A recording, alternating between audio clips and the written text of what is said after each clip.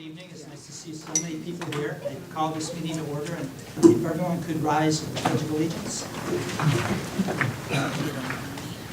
Allegiance to the flag of the United States of America and to the republic for which it stands, one nation, under God, indivisible, with liberty and justice for all.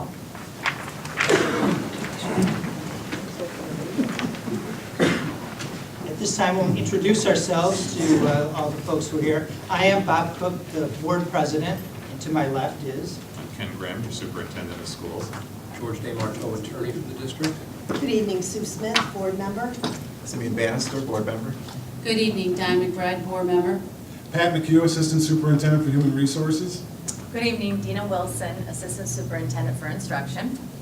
Hi, Andy Whitmore, assistant superintendent for finance and operations.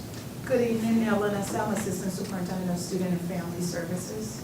Good evening, Maddie Wolgass, student representative. I am Rose Brzezinski, board member. Good evening, welcome, Bob Howard, board member. Good evening, Sherry Brady, acting district clerk. Good evening, Sean McCormick, vice president. All right, we'll begin with a very brief review of tonight's agenda. As many of you may know, we are doing a public hearing on the Urban-Suburban Student Transfer Program. We'll give more information about that in a couple of minutes. In addition to that, tonight we'll hear from our student representative if she has things she wants to inform us about.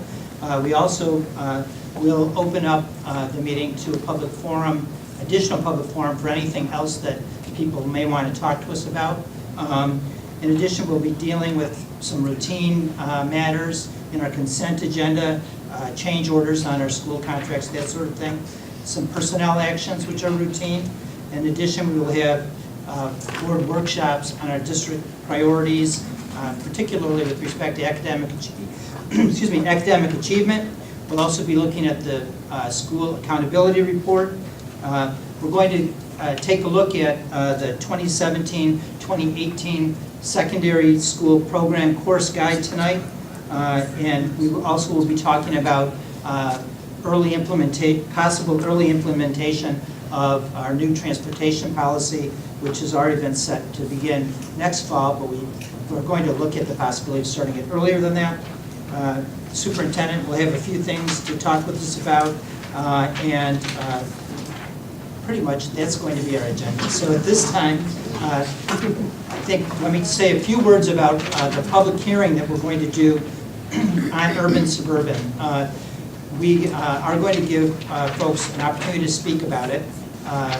Before we do that, in a few minutes I'll introduce our assistant superintendent, Patrick McHugh, to talk about the program parameters that have been proposed. But for those of you that do wish to speak, we started a sign-up list. We'll start with the names that are on our list, and then we will open it up to anyone else in the audience who would like to say a few words.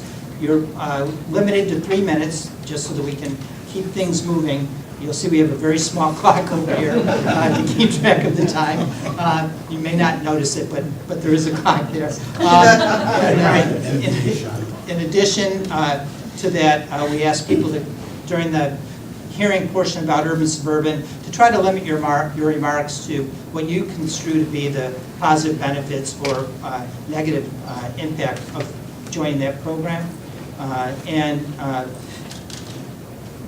At the close of the hearing, well, let me say one thing. During the course of the hearing, we really are taking this opportunity to listen to the public, so we are not likely to be responding to things that are raised from the audience at this time, with the exception of if there are factual things that are clearly factually incorrect. We will try to correct the record with respect to that, because we are videotaping this hearing, and it's going to be posted on our website soon to give people an opportunity that couldn't make it tonight to still provide information to us about this potential program. So we want to make sure that all the information is accurate. We are not making a decision on this tonight. We will be doing that at our November 8th meeting. So without any further ado, I will turn the floor over to Dr. McHugh.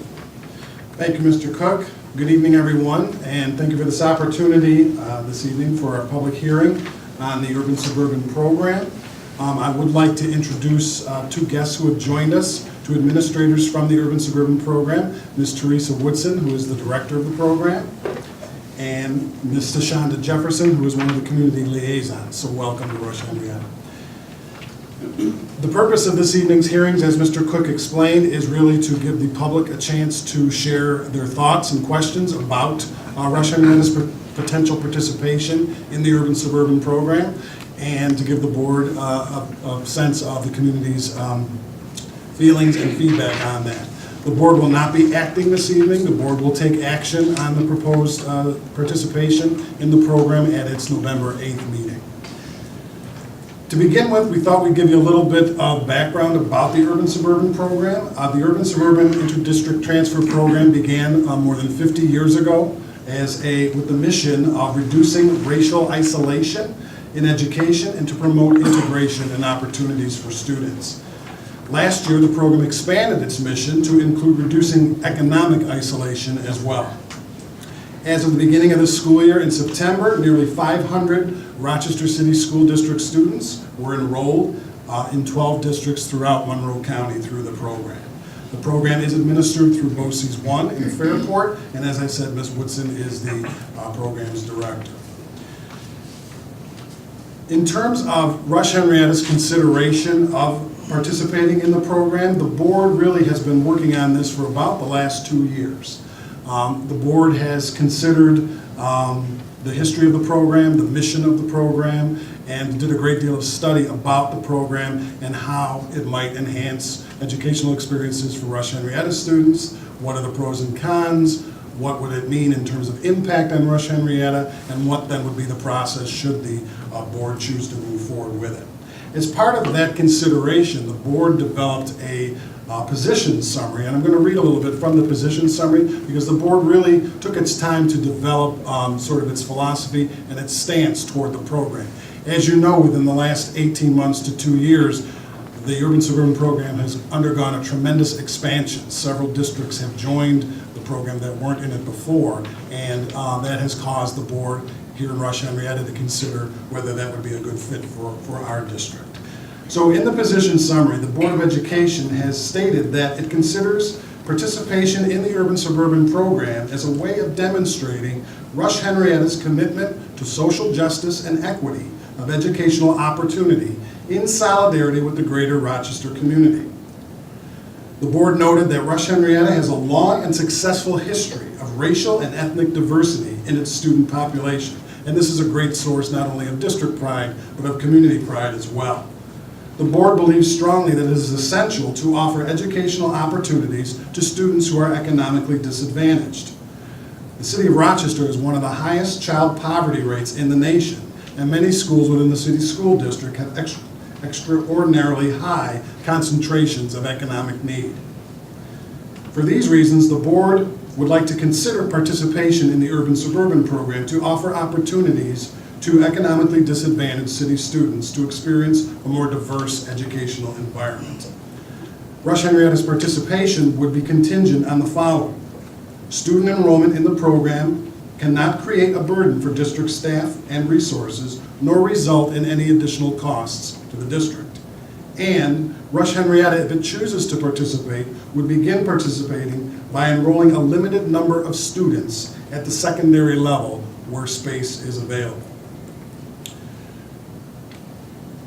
So having said that, as part of the preparation for this hearing, the district posted on its website opportunities for community members to make comments, to ask questions about the program, to find out more information.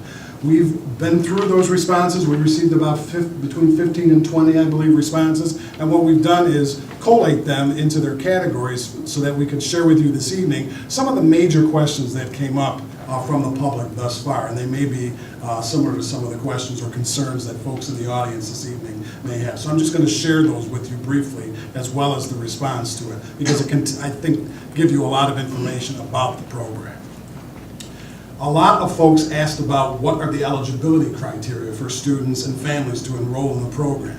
Families who are looking to enroll their children in Urban-Suburban must go through a process of application, first with the Urban-Suburban program itself, to be accepted through their program, and to understand the academic, attendance, and behavioral requirements to be considered for the program. Once the families are accepted and they make that commitment, including required mandatory parent participation and involvement throughout the child's educational career. Once that happens, then Urban-Suburban provides the participating districts who have space to take new students with lists of students who have expressed an interest in that particular district. At that point, the principal of whatever building in the district has been determined to have space to be able to take new students would be invited in by Urban-Suburban to review students' folders, which include their records, their academic performance, their attendance records, their behavioral records, letters of reference from counselors, from teachers, etc. And then the principal will make the decision which students to interview, to bring into the district for an interview. And then based on those interviews and their review of the record and their discussions with the Urban-Suburban folks, they determine, the principal and the district will determine which students would then be allowed to enroll in the district. There were several questions about behavioral issues. Some folks expressed some interest or some concern about students potentially bringing problems into our district or into our community. And one thing that's important to note is that in addition to being subject to the district's code of conduct as any other student who moves into the district and registers in our schools would be, the students in the Urban-Suburban program must also continue to meet the requirements of the Urban-Suburban as well.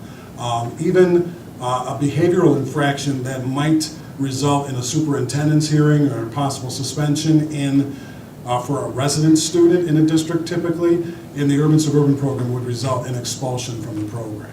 So the students are held to a very high standard in terms of behavior, attendance, and academics. Families who apply to the program do tend to be pretty involved in their child's education. They're looking for an alternative to some of the schools that might exist in their neighborhoods. Many of these families are also applying to charter schools. So in many ways, participation of a district like Rush-Henrietta can serve as a public school alternative to a charter school. Many people wondered how many students would Rush-Henrietta plan to enroll. And as the board expressed in the position summary, the board really wants to make that a limited number, especially at the beginning, and kind of take a slow but steady approach to this. The plan would be within the first year of participation to enroll between 3 and 5 students. The students would be enrolled in 7th grade, which is sort of a natural transition point. It'll be a natural transition point here in RH because that will be the point at which students will leave the elementary schools, the 4-6 buildings, and move to the 7-9 under our new configuration. So the junior high schools, grade 7 would be the first year. The board is looking at possibly enrolling the students at Roth Junior High School, what will be Roth Junior High School at that time, because we project Roth will have space. The idea is when adding Urban-Suburban students or determining whether there is space for Urban-Suburban students is to do it in a grade level, in a building, in an area where there is space existing, where there are classrooms that are not filled to capacity by the board's class size guidelines. So if there is space available, that's where we would choose to enroll. Some years you may choose not to enroll anyone because you might not have space available that year. So that would be the calculation. Also, the board has talked about what would be the long-range plan, and the plan right now in terms of the recommendation that they're considering would have enrollment be targeted for the first 5 years at a total of 15 to 20 students, who by that time would be in grade 7, 8, 9, 10, 11.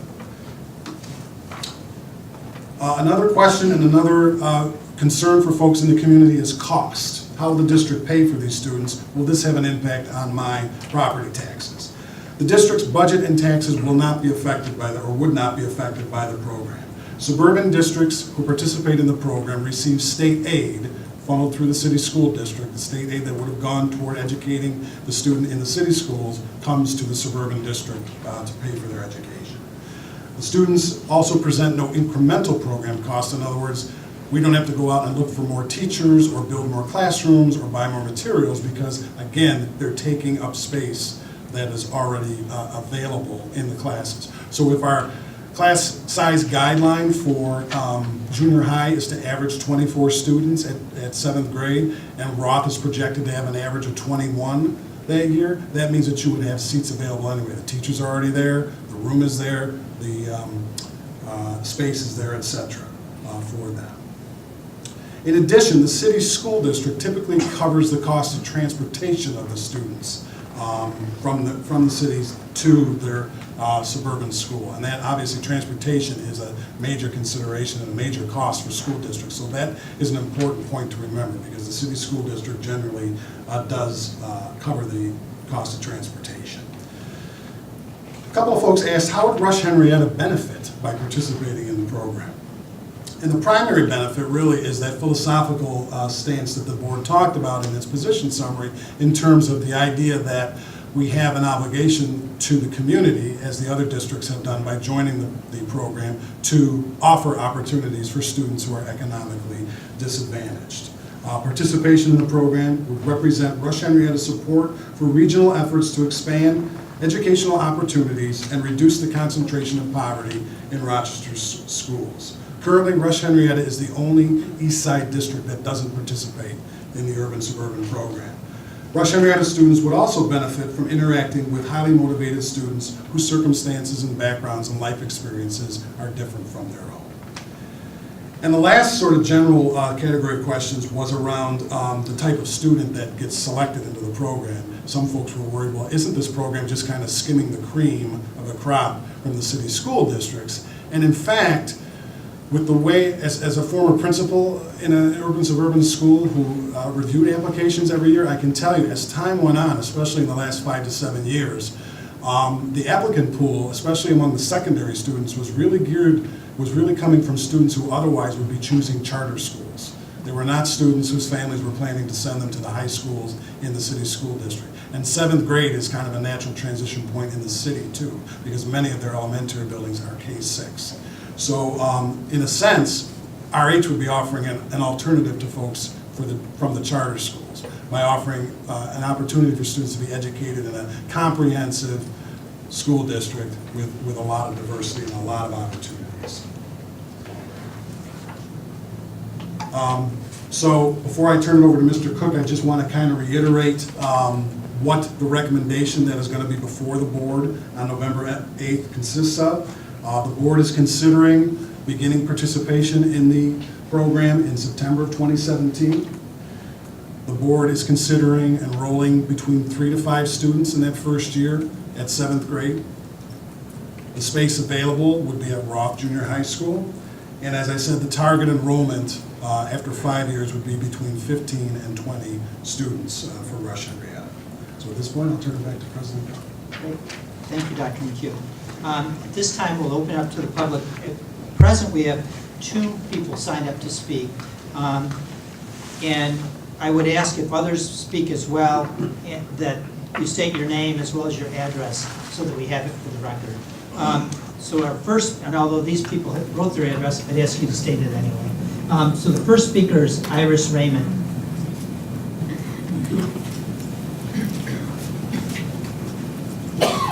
Hello, Iris Raymond, 90 Trotter Drive, Henrietta. I taught in the Rochester City School District for many years, and 2 things that I would like to see is to go back to neighborhood schools and get rid of the urban-suburban program. Take all those students and put them back to the city with their families and parents that really care about education. And just to hear, every time I hear another suburb getting involved in their program, I go, oh no. I really don't want to see Henrietta involved. We are already a diverse suburb. And you say you want to help economically disadvantaged children. We already have many right in our own Henrietta suburb. So let's help these students here. But I just want to see the city survive and just keep the parents that are really involved in education and the students that really want to learn more and keep them in the city to help the schools there. Thank you. Thank you very much. The next speaker is Pam Reinhart. Good evening, Pam Reinhart, 208 Elverstone Way. It's kind of fun, guys, to be on this side. For those of you not aware, I am a former board member. I was on the board when this topic first came up, and what I'm going to say is in no way representative, but I think it's interesting for you to know that 4 former board members are here that were on the board when this topic started. So we're all very invested in it, we're all very concerned about it. I have mixed feelings, I've always had mixed feelings. Exactly what Iris just said. Are we taking the best and the brightest out of the city school district? Do I want to give every child the best opportunity? Yes, I do. But does it hurt the bigger cause? I don't know. In talking to people, Wegmans is always a great place to go, folks, as you well know. I've heard mixed things from the community. Some people saying, you know, we don't want to get involved, we have enough kids of our own that have issues, can we direct our energies towards those kids? Other people say, yeah, this is great. I have a couple of questions, though. I have a couple of concerns. Transportation being one of them. Dr. McHugh said that generally they provide transportation. I really want to make sure that that is really, for sure, we know what's going to happen with that. I know some other districts have had problems. I know some other districts where they have been expected to meet somebody halfway. I want to make sure, from a fiscal standpoint, that this doesn't impact us at all by having to go out of our way and transporting these kids. As far as our extracurricular programs, we have awesome sports and music and clubs. I want to make sure these kids understand that there's one bus and one bus only for you guys. And now we have parents that are going to need to get involved transporting these kids. That cannot be on us, and I'm sure it's not going to be on the city school district. I also would be concerned with, I mean, we're talking, what, 3 kids a year? So at the high school, potentially, maybe you would have 12 kids. Would those 12 kids playing sports take the spots of Rush-Henrietta students on a team? That could be a concern to some parents. I'm just putting that out there. That was one that was raised to me. And is there an expectation in a family if, you know, the brother is in the Urban-Suburban program, it's grade 9 or grade 10, and a sibling comes along, they apply, is the expectation that that sibling is going to come to Rush-Henrietta? How does that work with our numbers? I want to make sure that that's very clear. Are we grandfathering these kids? Do they impact the numbers? And these are all mechanical things, but I think they're all things that I've heard from others and that I have thought about. I'm glad to see that the program listened to us when we asked that it be not a minority-based program, but based on economics. And I actually went to the website for the Urban-Suburban program, and I flipped through, looking at some of the groups of students that have started this past fall. It's mainly minority students that are in those groupings. I am a little concerned because online, the webpage specifically references that this program was started by legislation and is supported by legislation, and I believe that is how the funding is allowed to pass through to the districts. But the original legislation did not mention economically disadvantaged. It mentioned very specifically that this was enacted for minority students. I hope that's not going to trip anybody up in the future. I would ask, I'm not going to stand here and say yay or nay. I'm still conflicted. I would ask that you do what we have done in the past as a board and make this a pilot program. I would ask for some very serious review at the end of a year to make sure that it's working the way we expect it to before we continue with our participation in the program. Thank you very much. Thank you. Thank you very much. If there is anyone else who would like to speak, if you want to raise your hand, I will recognize you. Rosie Metro, 25 Temple Road, Henrietta. I think I was on the board when we started talking about this, and I think it's going to be it's a good program. I think that we need to look at it more than these are our kids. We are bigger than Henrietta. We are bigger than Monroe County. We are bigger than that. We are a community, and we need to think of it as our kids. And when Pat talked about the bus and the cost, all those things are not going to impact, from my understanding, the Urban-Suburban program. You're starting with 3 to 5 kids and you're going to move up. I think there's a lesson learned. This program has been in place for over 50 years, I think. It started, so there's a lot of lesson that we can learn from other school district as opposed to wondering, what about this, what about that?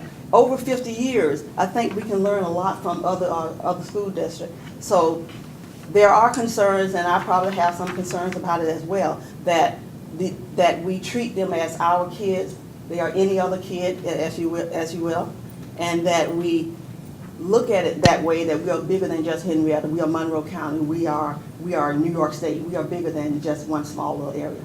Thanks. Thank you very much. Is there anyone else? Yes, thank you.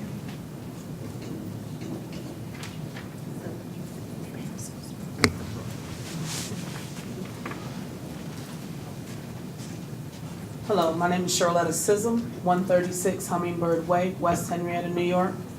I'm glad to see that this program is being considered.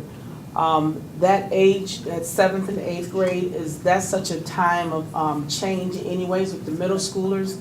So I would like to talk about the social emotional piece, where it's always a dollar amount that's put on scholars. It's more of a, it's not an economic disadvantage. Look at it as enhancing those scholars for the greater good. Oftentimes, even here in America locally, we're always reaching out for others before we take care of our own. So I think it is important that this program does happen. I work in the city school district. I am a school counselor.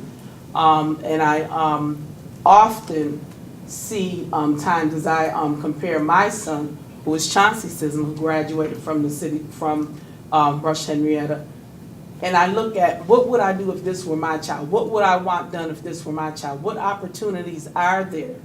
I think as contributors to this society, we need to take a little more responsibility for those that are not like us, given chances and opportunities for us to feel better about us as a community. Thank you very much. Is there anyone else who would like to say something?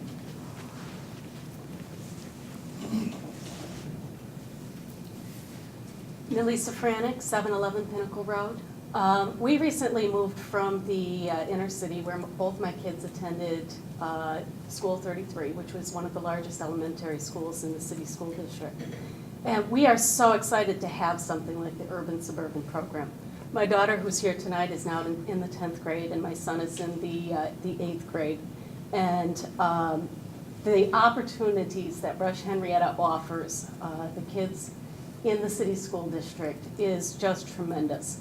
Our kids did not have the opportunities to participate in music, drama, and other after-school activities that they now are able to participate in the Rush-Henrietta School District.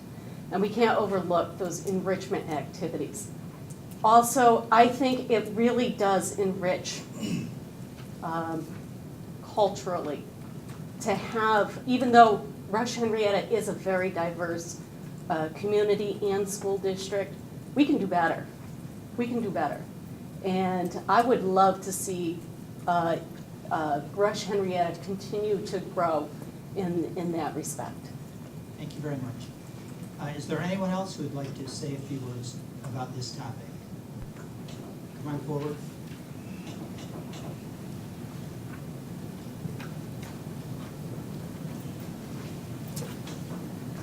Hi, I'm Peter Collins. I live at 77 Tall Oak Lane, which the post office thinks is Pittsburgh, but it's really Henrietta. Been in Henrietta for more than 20 years. My son graduated from Rush-Henrietta High School and is now an active member of the U.S. Navy. But I also have a fair amount of experience in the city. I spent more than 20 years working with Boy Scout groups in the city of Rochester. And the last 3 years since I retired from MCC, I tutored at 22 School for those years. So I've seen a lot with what's happened there. And I'm speaking in favor of the Urban-Suburban program. I think we have an opportunity to help 12 to 15 students get a better education, potentially get some different experiences without in any way harming Rush-Henrietta or the Rush-Henrietta students. I think the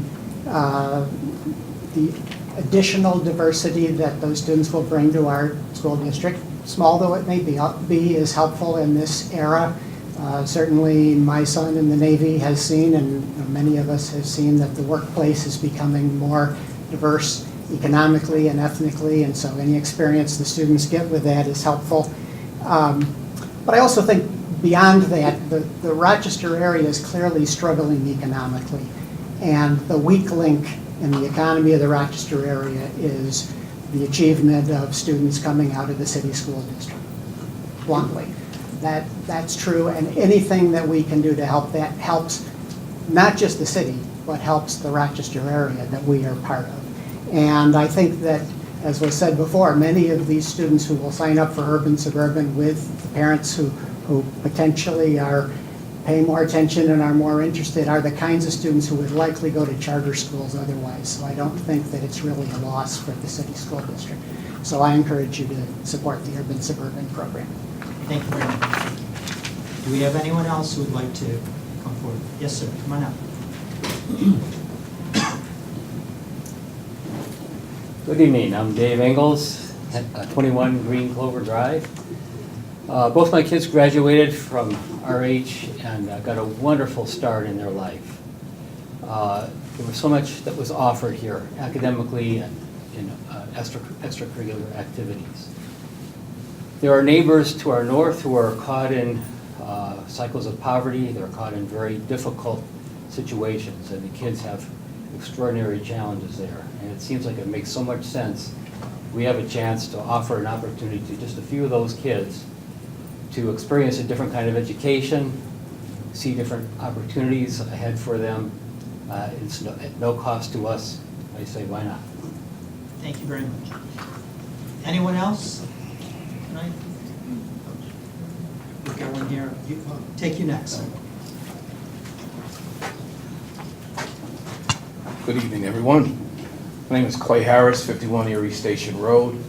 I have had 3 boys graduated from Rush-Henrietta. They are all 3 in college, and they're costing me an arm and a leg. Still costing me an arm and a leg. But the point is, part of what I believe is their success is because of Henrietta. They were very involved, very engaged, and very successful, both academically and extracurricularly. Just a little bit of background for me. I grew up in the city of Rochester off Jefferson Avenue, which is a very rough part of the city. And my mother still lives off Jefferson Avenue. I've tried to get her to leave for years, but she won't. But the point is, when I was in elementary school, back in the day, there was what they called desegregation and open enrollment. And that's not dating me, by the way. It's not that I'm that old, but it was a good time in my life. But the point is, my family was one of 4 black families chose to desegregate 43 School, which was on Lowell and Mount Reed. It was probably maybe 100% white back then.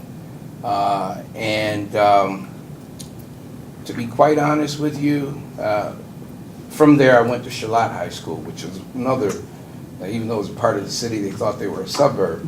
And sometimes they still think they're a suburb. But the point is that one of the main reasons of who I am today is because of those experiences of being able to go to a school that was with a lot of other people that were different. They were Caucasian. And I grew up in the city.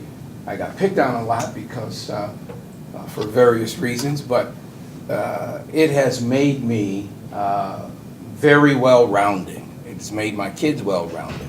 And I think a lot of the tenor that's in our society right now has to do with not being able to understand one another. And I thought a lot of this was gone, but some of it has been underlining and sleeping. And I think it behooves us as a community to be able to embrace diversity. Yeah, we're perhaps one of the most diverse communities, suburbs, but at the same time, we can do better. And there's a lot of white kids and black kids that are not used to being around each other. And that's part of our problem as a society. So it's extremely important that I think that we should want to help one another and assist one another to become a better society. Thank you. Thank you very much. Thank you. Sir.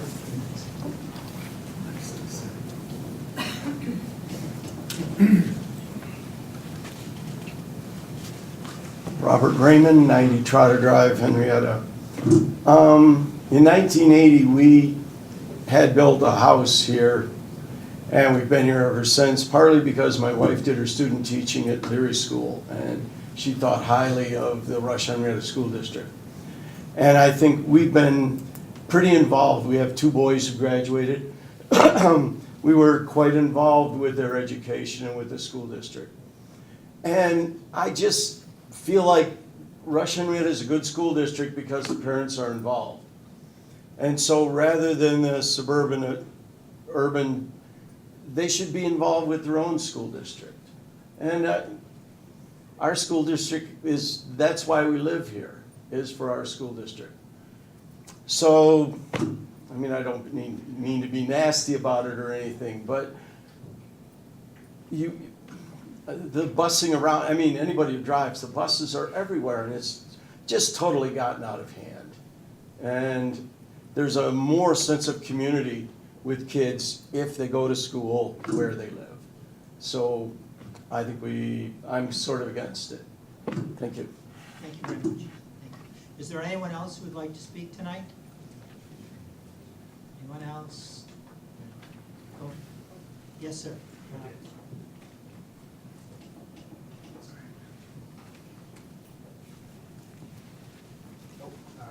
Yep, right there. Please Sorry, I state your apologize name for and arriving late at soccer practice. Please tell us your name and address. Thank you. My name is Cory Skinner. I'm at 173 Fitzpatrick Trail, which is just past the baseball field.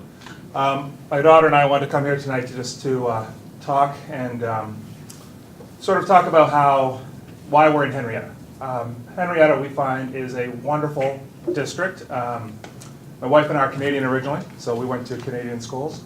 But we wanted to find a place that was very similar to how we were raised. And by that, we mean that it's very much a provincial-run education systems. But one of the nice things is that students from many different financial backgrounds, different socioeconomic status, we all came together. For me, myself, I grew up very, very poor, but I got to sit next to my pediatrician's daughter. And that really meant something. And I know that we're talking about allocation of resources, and I understand, Henrietta, you want to support your own, you want to support your area, but I also think that evening the playing field sometimes can bring wonderful benefits. And I think that by always looking at, by always focusing on keeping what we have, I think that we deny some opportunities to places where there's a lower socioeconomic status, and that causes a lot more issues in the classroom. And I think we can help out a little bit, and that's the way I feel about it. This is a very diverse community, and that's why we love it. We had the choice. We could have afforded to go to Penfield or Pittsford or Brighton, but we chose Henrietta because this is how I was raised, how my wife was raised. People of all different nationalities, all different economic backgrounds, sort of living together. And I think maybe we can have a little small part in that. I'd also like to talk about my daughter. She's in a class right now with 5 English language learners. It's a wonderful classroom. Sometimes, yes, we have to provide a little more support, but that works out great. She's richer from knowing those students, and that makes a difference.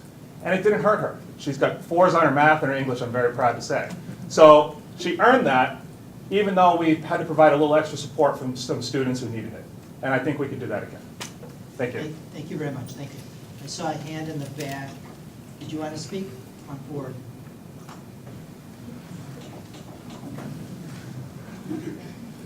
I'm Harmonie Socratic. I live at 711 Pinnacle.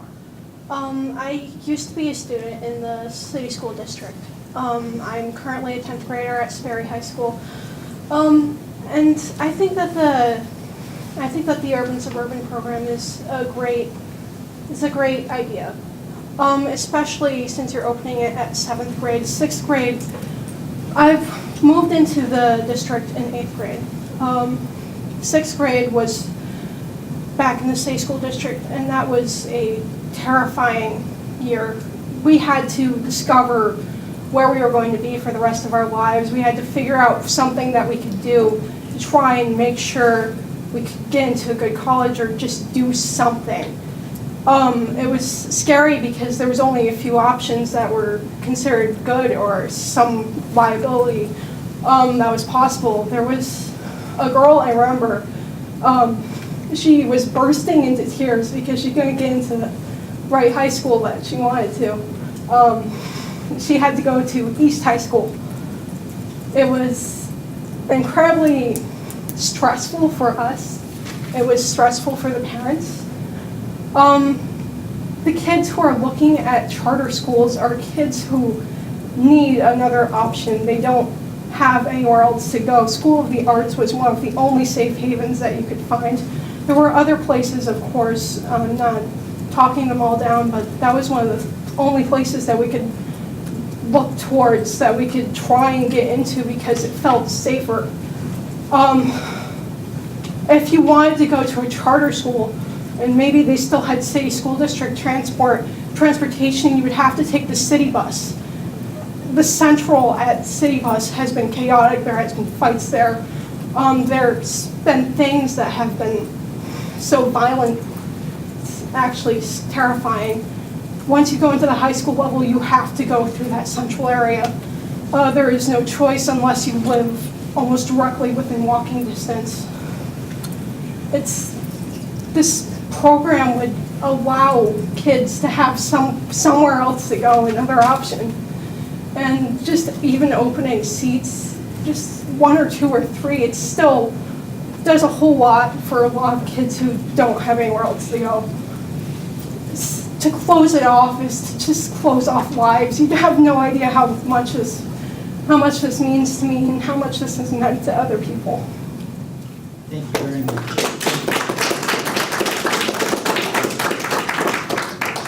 Is there anyone else who'd like to address the board on this topic? Going once?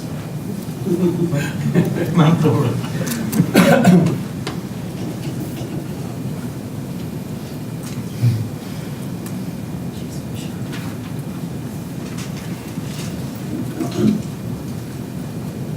Sorry, I was trying to do some last minute research before I came up to talk, so I guess it's too late.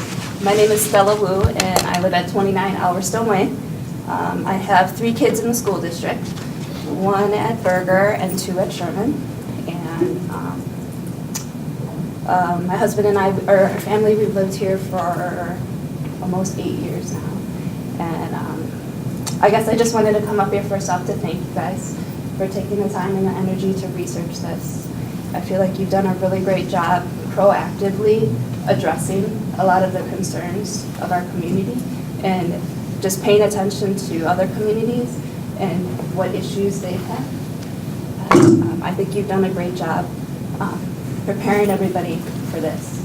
And I think a lot of people here have said we can do better.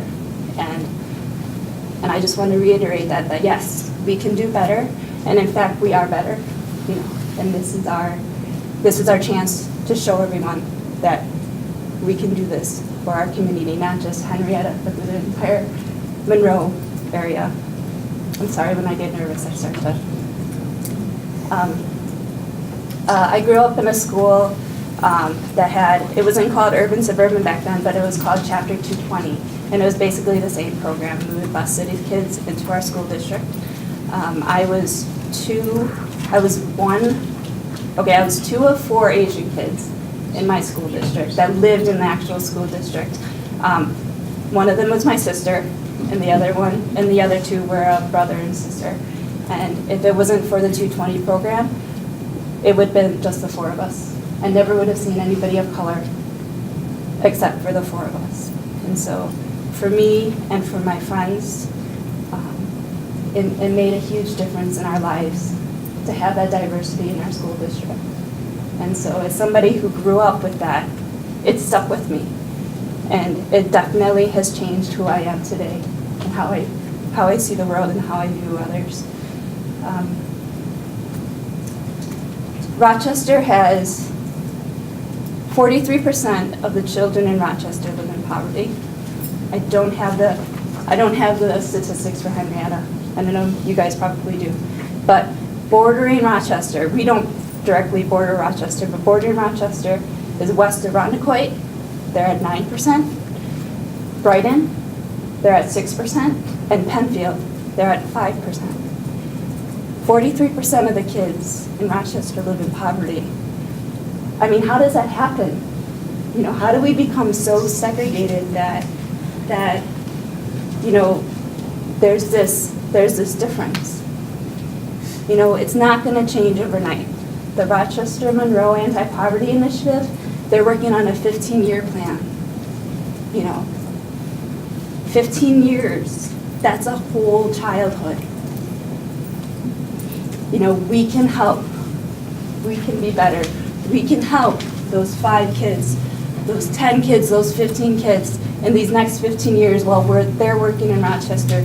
We can do our part here for those 10 to 15 kids. You know, we're not going to solve poverty overnight, but we can make a difference for those few kids, and they can come to Rush-Henrietta, and they can come here and not be scared and be freaked out because they don't see anybody like them. You know, they can come here and feel welcome and feel like this is a community where they're going to belong, because we are. And that's what I love about Rush-Henrietta. I love that we are diverse. I love that you can come here and there are people here that don't want urban-suburban, and there are people here that do, you know. And you look around this room, I don't know if there's any other school district that's been doing this that has the diversity that we have in this room right now. And we are so fortunate for that. And so I think it would just be so bad. I can't think of the words anymore, I'm running out. But I think it would be really unfortunate if we didn't help. Thank you very much. All right, do we have anyone else who'd like to come forward? Hello, my name's Jason Mitchell. I live at 25 Temple Road, Henrietta, New York, and I graduated from the Rush-Henrietta School Program 2 years back. And I want to talk mainly on 2 experiences that I've had in my time. One experience was when I was in high school, I was part of the Science Technology Enrichment Program, so the STEM program that took students of disenfranchised or minority backgrounds from Rush-Henrietta, Edison Tech, and a few other city schools. It gave them an opportunity to go to the RIT campus to receive some additional learning and enrichment in the science technology program, as well as do college visit and other programs like that. One of my friends in this program, her name's Egypt, she went to to Edison Tech, and she had talked to me about the experiences that she had to do to just get the Advanced Regions program. One in particular would be you have to take a certain amount of a foreign language in order to get the Advanced Regions degree, which is very beneficial if you want to get into a good college. I could just take mine whenever I wanted because we had plenty of foreign language and Spanish options available. She had to skip half of her lunch to take hers because there just weren't any other programs available that would fit her schedule normally. If we can just, without too much of any cost to us, give students like her the ability to just go as far and to achieve what she wants to achieve within a comfortable school setting like we have, I don't see a strong reason as to why not, if it doesn't have to cost us or take away from our ability to take care of our own too much. In addition to that, I remember my first year at RIT, I took a very enlightening sociology class. Sociology class involved having students from across the country take class at the same time. They had various different backgrounds. Now, Rush-Henrietta was as diverse as the college I went to. There were other students in that class who, one in particular, had a population that was 95% Italian population. Not 95% white, specifically 95% Italian. Blew my mind, I will never forget that. And so, being able to have a program to increase the diversity, to help others, and to get different opinions and point of views in the classroom, I think could be a great benefit to all students, because that sociology class was one of the most interesting, though loud and vocal, classes I've taken in my time at school. Thank you very much. Thank you very much. Do we have anyone else who would like to address the board on this topic? Anyone else? Seeing no one else, we will close this public forum. Thank you very much for being here. As was mentioned, the board will be making a decision about this. The plan is to make that decision at our November 8th meeting. For those of you who are viewing this on the videotape, please feel free to address any comments that you may have about the program to the district through our website or by email. And with that, we will get back to our regular